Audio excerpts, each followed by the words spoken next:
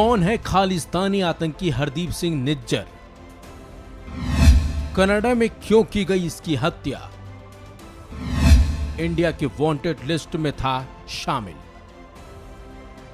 अलग से खालिस्तान की मांग करने वाले आतंकी भारत के लिए कहीं न कहीं सिर दर्द बने हुए थे, बल्कि ऑस्ट्रेलिया, कनाडा और ब्रिटेन तक इनकी गतिविधियों की खबरें भी सामने आती रहती हैं। लेकिन पिछले कुछ महीनों में ऐसी घटनाएं घटी हैं जिन्हें देखने के बाद ये कहा जा सकता है कि खालिस्तान की मांग करने वाले आतंकी कमजोर पड़ते जा रहे हैं।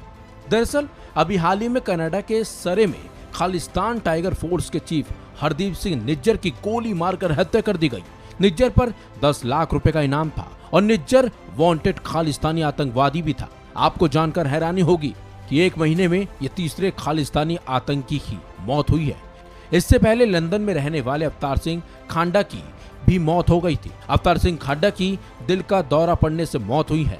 आपको बता दें, खांडा ने ही मार्च के महीने में लंदन में स्थित भारतीय उच्चायोग के बाहर हिंसक प्रदर्शन का नेतृत्व किया था। खैर चलिए अब आपको बताते हैं हाल ही में मारे गए आतंकी हरदीप सिंह निज्जर के बारे में। आखिर ये कौन था और भारत से इसका क्या रिश्ता था? निज्जर जालंधर के भार सिंहपुरा गांव का रहने वाला था। पिछले कई सालों से कनाडा में ही रह रहा था। बताया तो ये भी जाता है कि निज्जर ने कनाडा में प्लम्बर का काम किया था, लेकिन उसने खुद को कनाडा के सिख समुदाय के बीच खुद को एक नेता के तौर पर स्थापित भी कर लिया था। इसका नतीजा ये हुआ कि उसे ब्रिटिश कोलंबिया के सरे में गुरु नानक गुरुद्वारा का प्रमुख चुना गया। इसके बाद वो ISI के इशारे पर कनाडा में भारत विरोधी हरकतों को अंजाम देने लगा था। कनाडा के कई हिंदू मंदिरों पर हमले की साजिश में भी उसका नाम आया था। लेकिन निज्जर तब चर्चा में आया था जब उसने वैंकूवर में भारतीय कॉन्सुलेट पर 80 फुट ऊंचा खालिस्तानी झंडा लहराया था। 2022 में NIA ने निज्जर की गिरफ्तारी से जुड़ी सूचना पर 10 लाख रुपए का इनाम भी रखा था और 2020 में NIA ने जालंधर में उसकी संपत्तियां अटैच भी की थी।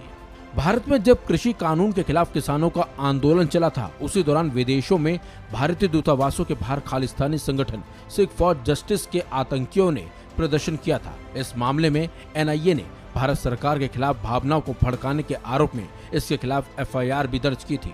इस FIR के मुताबिक भारत सरकार के खिलाफ जमीनी अभियानों और दुष्प्रचार के लिए भारी मात्रा में धन जमा किया है, जिसका मकसद लोगों को विदेश में भारतीय दूतावासों के खिलाफ प्रदर्शन करने के लिए उकसाना शामिल था। इसमें 3 आतंकवादी गुरपतवंत सिंह पनून, परमजीत सिंह पम्मा और हरदीप सिंह निज्जर के नाम शामिल थे, जबकि चौथे कॉलम में भारत सरकार के खिलाफ साजिश रचने वाला अज्ञात आतंकवादियों को शामिल किया गया।